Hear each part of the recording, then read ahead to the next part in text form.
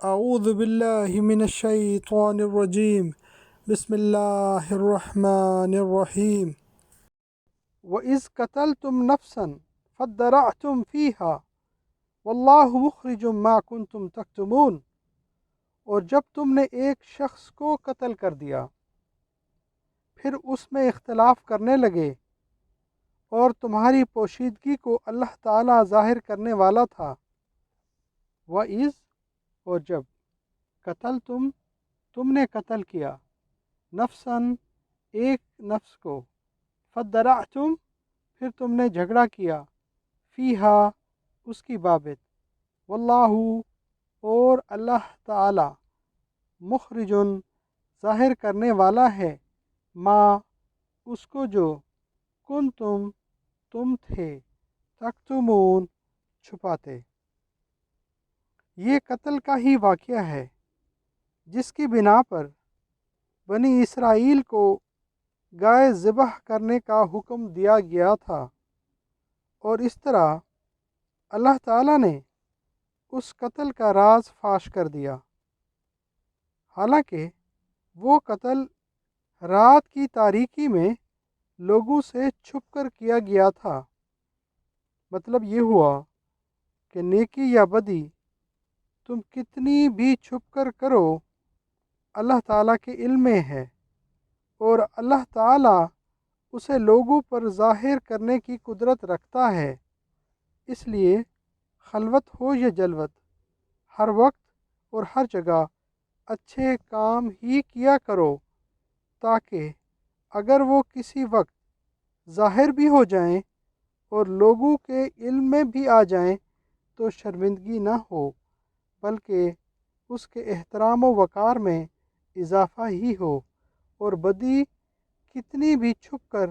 کیوں نہ کی جائے اس کے فاش ہونے کا امکان ہے، جس سے انسان کی بدنامی، ذلت اور رسوائی ہوتی ہے۔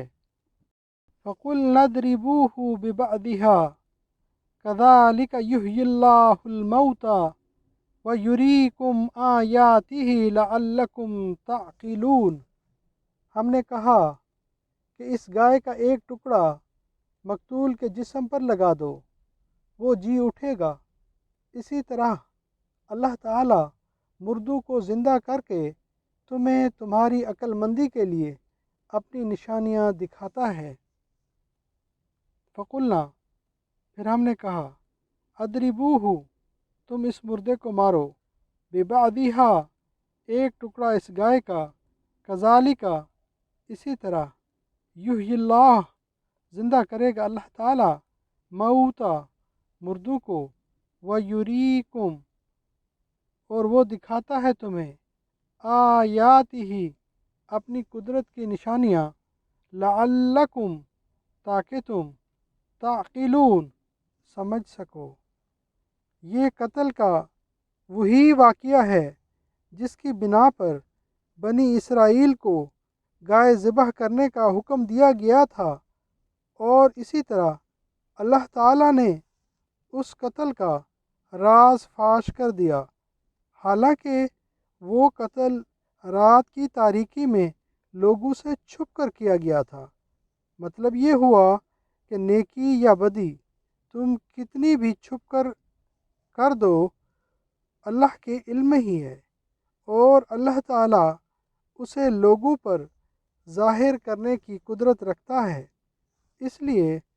خلوت ہو یا جلوت، ہر وقت اور ہر جگہ اچھے کام ہی کیا کرو،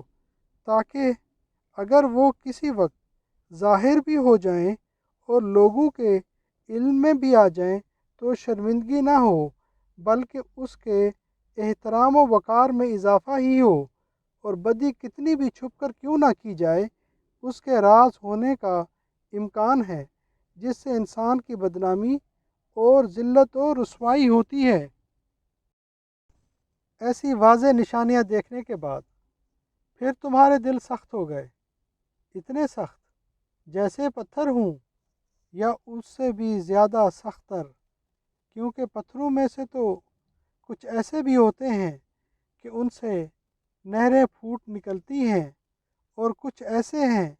جو پھٹ جاتے ہیں اور ان سے پانی نکلنے لگتا ہے، اور کچھ ایسے ہیں جو اللہ کے ڈر سے لرز کر گر پڑتے ہیں، اور جو کچھ تم کرتے ہو اللہ تعالیٰ اس سے بے خبر نہیں۔ ثم قست، پھر سخت ہو گئے، قلوبکم، تمہارے دل، من بعد ذالک، اس کے بعد، فہی کالحجارہ، چنانچہ ہیں وہ مانند پتھروں کے، او اشد قسوہ، یا اس سے بھی زیادہ سخت، وَإِنَّ مِنَ الْحِجَارَةِ، اور تحقیق کچھ پتھر، لما یتفجر منہ، البتہ وہ ہیں کہ پھوٹتی ہیں اس سے، انہار، نہریں، وَإِنَّ، اور بلا شبہ، منہا، کچھ ان میں سے، لما، البتہ وہ ہیں جو یشقق، پھٹ پڑتے ہیں، فیخرج، تو نکلتا ہے، منہ الماء، ان سے پانی، وَإِنَّ، اور تحقیق، منہا، کچھ ان میں سے، لما، البتہ وہ ہیں جو یحبط، گر پڑتے ہیں، من خشیت اللہ، اللہ کے ڈر سے، وما اللہ، اور نہیں اللہ تعالی، بغافل، غافل، اما، اس سے جو تعملون، تم عمل کرتے ہو۔ مردوں کو زندہ کرنے والا معجزہ اور کئی سابقہ معجزات دیکھنے کے بعد تمہارے دل میں اللہ کا خوف پیدا نہ ہوا، بلکہ تمہارے دل سخت سے سخت تر ہوتے چلے گئے، بلکہ پتھروں سے بھی زیادہ سخت، کیونکہ کچھ پتھر ایسے ہیں جن سے نہریں پھوٹتی ہیں، اور وہ عام لوگوں کے لیے نفع کا سبب بنتے ہیں، اور کچھ ایسے ہیں جن سے کوئی چشمہ ہی جاری ہو جاتا ہے، یہ پہلے کی نسبت گو کم نفع بخش ہیں، تاہم نفع بخش ضرور ہیں، اور گرنے والے پتھروں میں اللہ کا خوف اور تاثر موجود ہوتا ہے، مگر تم جیسے نافرمان لوگوں سے دوسروں کو کچھ فائدہ پہنچنے کی کیا توقع ہو سکتی ہے، جن کے دلوں میں اللہ کا ڈر قطعاً موجود نہیں۔ افتطمعون ان یؤمنوا لکم وقد کان فریق منہم یسمعون کلام اللہ ثم یحرفونہ من بعد ما عقلوہ وہم یعلمون، کیا تم امید رکھتے ہو کہ یہ لوگ تمہارے لیے ایمان لے آئیں گے، حالانکہ ان میں ایک گروہ کلام الہی سنتا تھا، پھر اسے سمجھ لینے کے بعد جان بوجھ کر اسے بدل دیتا تھا۔ یہاں پہ یہود کے دلوں کی سختی بیان کرنے کے بعد اللہ تعالیٰ نے مسلمانوں کو خطاب کیا کہ کیا اب بھی تم لوگ امید کرتے ہو کہ یہ لوگ تمہارے دین میں داخل ہو جائیں گے؟ ان کے آباء و اجداد کی تاریخ یہ ہے کہ تورات کو سنتے تھے، اچھی طرح سمجھتے تھے، اور پھر اسے بدل دیتے تھے، حلال کو حرام اور حرام کو حلال بنا دیتے تھے، حق کو باطل اور باطل کو حق بتاتے تھے۔ ان کا بھی حال ایسا ہی ہے، یہ اپنے آباء و اجداد سے کسی طرح کم نہیں ہیں، اس لیے ان سے کیسے امید کی جا سکتی ہے کہ یہ دین اسلام میں داخل ہو جائیں گے۔ وَإِذَا لَقُوا الَّذِينَ آمَنُوا قَالُوا آمَنَّا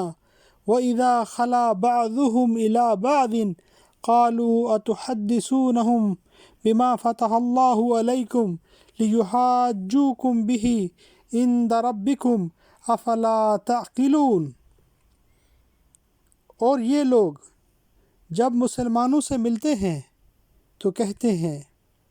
کہ ہم ایمان لے آئے ہیں، اور جب ایک دوسرے سے تنہائی میں ملتے ہیں تو کہتے ہیں کیا تم انہیں وہ باتیں بتا دیتے ہو جو اللہ نے تمہیں بتائی ہیں، تاکہ وہ اللہ کے حضور انہیں حجت بنا کر تمہارے ساتھ جھگڑیں،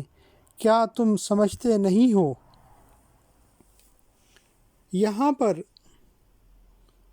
منافقین اہل کتاب کا حال بیان کیا جا رہا ہے کہ جب وہ مسلمانوں سے ملتے ہیں تو کہتے ہیں کہ ہم لوگ آپ ہی کی طرح مسلمان ہیں، لیکن جب آپس میں مل بیٹھتے ہیں اور کوئی دوسرا نہیں ہوتا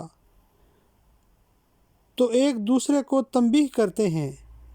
کہ تم لوگ کیوں مسلمانوں کے سامنے اسلام و ایمان کا اظہار کرتے ہو اور کہتے ہو کہ ہم تو تمہاری طرح ہیں۔ یہ تو ہمارے خلاف ان کے لیے دلیل بن جاتی ہے اور کہتے ہیں کہ ان یہودیوں نے اقرار کر لیا کہ ہم لوگ یعنی مسلمان دین حق پر ہیں، وہ حق اور وہ لوگ یعنی یہود جس دین پر ہیں وہ باطل ہے، اور قیامت کے دن یہی لوگ اللہ کے سامنے ہمارے خلاف گواہی دیں گے اور کہیں گے کہ کیا تم لوگ دنیا میں ہمیں نہیں بتایا کرتے تھے کہ تمہاری کتابوں میں ہمارے دین اسلام اور نبی کریم صلی اللہ علیہ وآلہ وسلم کی صداقت کی گواہی موجود ہے؟ تو اس دن تمام مخلوق کے سامنے ہماری رسوائی ہوگی۔ صدق اللہ العظیم۔